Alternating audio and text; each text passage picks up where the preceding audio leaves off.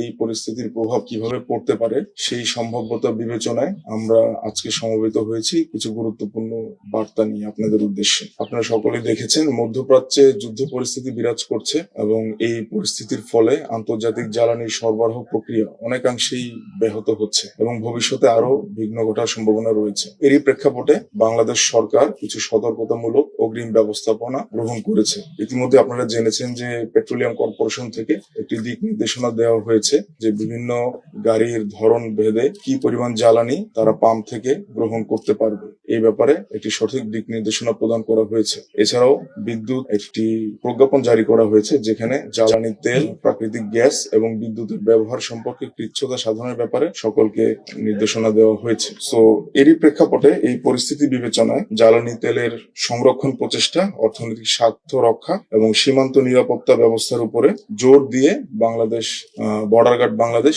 কিছু কার্যকরী ব্যবস্থা গ্রহণ করেছে। আমি সেই ব্যাপারে আপনাদেরকে অবহিত করব। আমরা যে ব্যবস্থাগুলো গ্রহণ করেছি তার মধ্যে উল্লেখযোগ্য হচ্ছে সীমান্তবর্তী এলাকা দিয়ে জ্বালানি তেলের পাচার রোধ করা। আমাদের সাতক্ষীরা ব্যাটালিয়নে 54 কিলোমিটার সীমান্ত রয়েছে, সেই জায়গা দিয়ে কোনোভাবেই যেন কোনো জ্বালানি তেল পাচার না হতে পারে সেই ব্যাপারে আমরা সতর্ক রয়েছি এবং আমাদের যে নিয়মিত এবং খনিজ সম্পদ মন্ত্রণালয় থেকে মনিটরিং সেটা আমরা আরো বেশি জোরদার করেছি। দায়িত্বপূর্ণ এলাকার অবস্থিত বিভিন্ন ফিলিং স্টেশন গুলোর বিপণন প্রক্রিয়া মনিটরিং করা। আমরা আমাদের দায়িত্বপূর্ণ এলাকার ভিতরে যে কটি ফিলিং স্টেশন আছে তার যে প্রজ্ঞাপন অনুযায়ী তারা বিপণন প্রক্রিয়া সঠিকভাবে করছে কিনা এটা আমরা মনিটরিং করব। আমরা গোয়েন্দা নজরদারি ইতিমধ্যে বৃদ্ধি করেছি।